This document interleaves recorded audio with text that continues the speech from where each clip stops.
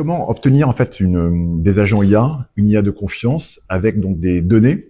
Et donc l'idée, c'est d'avoir des données de confiance dans son entreprise qu'on va pouvoir conserver. Et pour avoir des bonnes données de confiance, aujourd'hui, il y a ce qu'on appelle le database streaming. Et pour avoir ce database streaming, on a plusieurs solutions, éditeurs, comme Apache Flink et un autre éditeur américain qui vient d'ailleurs en France bientôt pour notre meet-up, qui s'appelle Rising Wave. Est-ce que tu peux nous parler peut-être déjà de ce que fait, c'est quoi le database streaming? Alors, le database streaming, c'est des bases de données de nouvelle génération qui vont calculer en temps réel le résultat ce qu'on appelle les requêtes. Donc, une requête, par exemple, c'est tu as des données dans ta base de données et tu vas dire calcule-moi la liste des joueurs qui ont des scores supérieurs à 10 000 points, par exemple. Donc ça, c'est un calcul. Donc, avant, ce qu'on faisait, c'est que on demandait quand on en avait besoin à la base de données, elle calculait le résultat et elle nous le renvoyait. Les bases de données streaming, elles vont fonctionner différemment, elles vont faire exactement la même chose. Mais ce qu'on va faire, c'est que ce qu'on veut calculer, on le dépose dessus et c'est calculé en temps réel chaque fois que quelque chose change. Donc la liste des joueurs se met à jour en temps réel toute seule en fonction de ce qui se passe dans le système. Et donc, c'est comme si on précalculait des caches. Donc, ça permet de faire des systèmes très efficients. Et plus rapides. Et plus rapides, beaucoup plus rapides, et qui coûtent beaucoup moins cher, puisqu'on ne recalcule pas tout, mais c'est juste par différence de changement dans les données. Donc, c'est beaucoup, beaucoup plus rapide, et ça coûte beaucoup moins cher. Et donc, pour mettre en place ça, donc, vous pouvez utiliser votre budget formation entreprise. Donc, on peut vous accompagner avec notre équipe technique pour mettre en place ça, avec en amont un audit. Et ensuite, on vous accompagne avec une formation et diplôme d'État. Et ensuite, pour aller plus loin, pour mettre en place ça, comme il y a des grandes entreprises, des GAFAM. Donc, il y a des GAFAM qui utilisent ce type de technologie. Il y a aussi des grandes entreprises en France, avec des startups de BNP Paribas, ou dans les grandes distributions qui réfléchissent à mettre en place ce type de data streaming. Pour mettre en place ça, ensuite, dans une deuxième étape, il faut éventuellement des outils logiciels comme Rising Wave. Est-ce que tu peux me parler de cet éditeur Rising Wave? Alors, Rising Wave, c'est un éditeur avec lequel je travaille personnellement depuis 2022. Avant, j'utilisais une autre base de données qui s'appelle Materialize, qui était très bien, mais ils sont passés sur un modèle privé. Et nous, on aime bien les modèles open source parce que ça rassure les entreprises. Rising Wave est passé open source. Donc, open source, ça veut dire que les sources du logiciel sont disponibles. Donc, on peut les auditer pour être sûr que le logiciel fait bien ce qu'il a à faire et qu'il n'y aura pas de choses qui vont partir à droite et à gauche. Donc, c'est extrêmement important puisque là, on parle de ce qui touche aux données et on veut être sûr et certain que le logiciel qui va tourner ne va pas faire n'importe quoi avec les données. Oui, et qu'on garde nos données en interne. L'idée, c'est d'avoir donc ces données en interne avec le database streaming et ensuite qu'on puisse avoir une IA de confiance avec nos données, et que c'est nos données de clients, nos fichiers de paiement ne partent pas partout sur Internet. Exactement.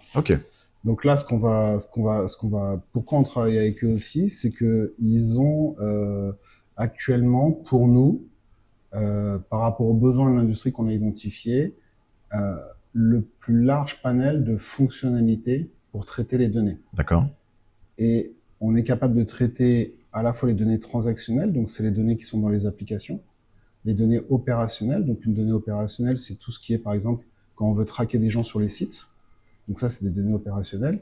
Et les données analytiques. Donc l'analytique, c'est l'analyse, les statistiques, quand on veut faire des analyses. Et donc ce qui est très intéressant, c'est que ce genre de moteur qu'on appelle translytique, donc translytique, c'est je gère les données analytiques, transactionnelles et opérationnelles, voilà, ça s'appelle comme ça, permet de diminuer en fait le nombre de logiciels, donc de simplifier en fait ma stack technologique, donc de réduire le coût, de réduire les compétences en fait qu'il va me falloir pour administrer, et tout ça fait que par exemple, effectivement, Rising Wave a réduit de 90% les coûts d'infrastructure sur un projet extrêmement majeur chez un des big tech.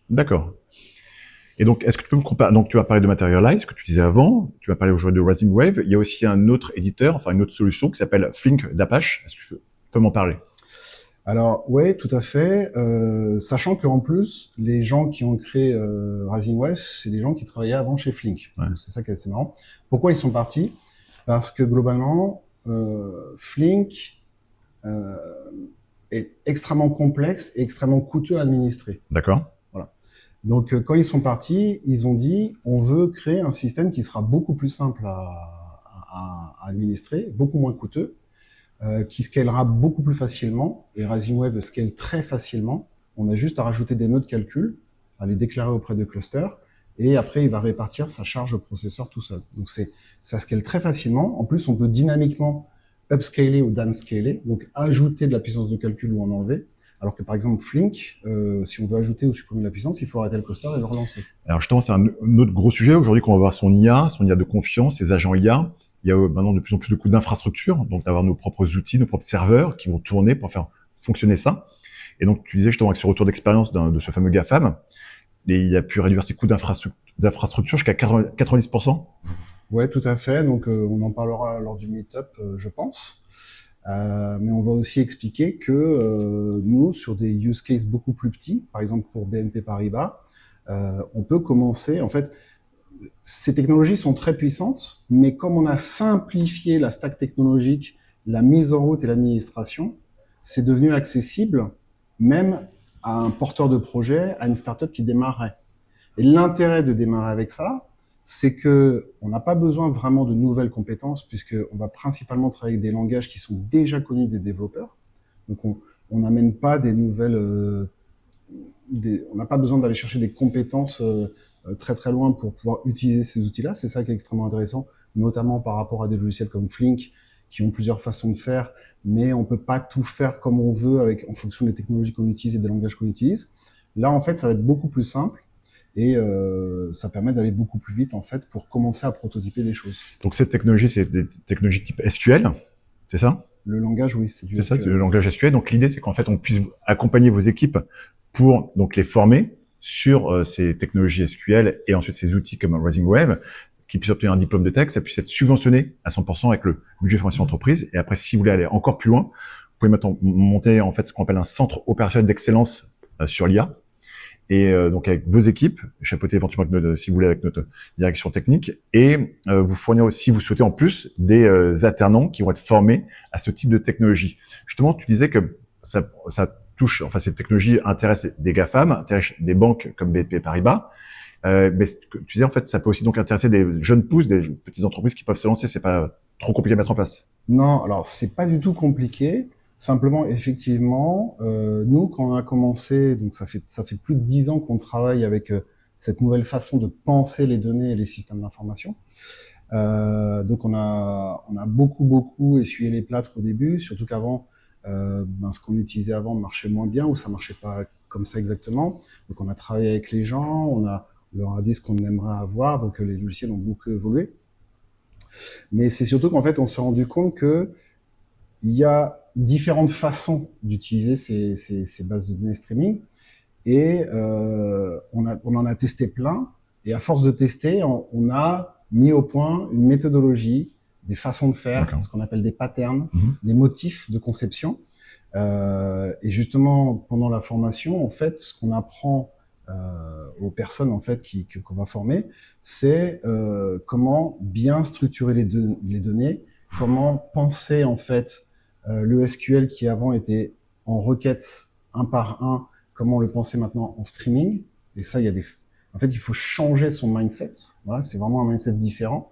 Donc, on ne change pas les compétences des gens, on les fait vraiment évoluer. Et ça, c'est extrêmement important parce que il y a énormément de sociétés qui se disent, si j'adapte Flink, il faut que je fasse du Java. Là, en fait, globalement, on prend des gens qui connaissent le SQL. Oui. Et ça, j'ai envie de dire, tous les développeurs connaissent le SQL. Et on va juste amener une couche de SQL en streaming, donc en flux. Donc, ça permet de pas remplacer ces équipes, mais de les faire évoluer sur notamment deux aspects. Donc, cet aspect penser en streaming, penser en temps réel, parce que l'IA a besoin de données en temps réel, c'est extrêmement important, notamment pour faire de l'IA agentique. L'IA, donc voilà. Et puis, on va aussi les amener à progresser en termes d'architecture de données. D'accord. Parce que en fait, on est sur des bases de données qui sont différentes, qui peuvent gérer beaucoup plus de data. Et donc, on n'est plus sur des bases de données, ce qu'on appelait transactionnelles. On est sur des bases de données qui sont entre les bases de données transactionnelles, entre le data lake et entre le data warehouse. Et donc, il y a des façons de penser l'organisation des données Oui. qui sont extrêmement importantes parce que vu qu'on gère beaucoup plus de données, c'est extrêmement important de bien les structurer dès le départ Ouais. pour que le temps réel fonctionne bien. D'accord. Et c'est tout ça qu'on apprend lors de la formation. Donc, ce qui est extrêmement important pour des devs ou des gens qui faisaient de la data, c'est qu'ils vont vraiment upgrader leur niveau. Ils vont vraiment arriver à un niveau beaucoup plus poussé sur comment en fait gérer les données dans ce genre de nouveau système. Et ce qui est important, c'est en fait de pouvoir réussir cette évolution. Et souvent, il y a cette fameuse conduite du changement pour que tout le monde accepte cette évolution. Et donc là, en fait, l'intérêt, c'est qu'en fait, toutes vos équipes, tous vos collègues et vos données vont pouvoir rester en confiance. Et surtout, on va pouvoir faire évoluer vos équipes pour pas leur dire, en fait, désolé, on vous remplace ou il y a l'IA qui tourne. Au contraire, on va faire évoluer vos ingénieurs, vos équipes pour avoir plus de compétences et pour être sûr qu'ils vont accepter ce changement pour avoir donc des bases de données en streaming et avoir donc sa propre IA de confiance. Pour finir, quels sont les avantages d'avoir eu sa propre IA de confiance chez soi?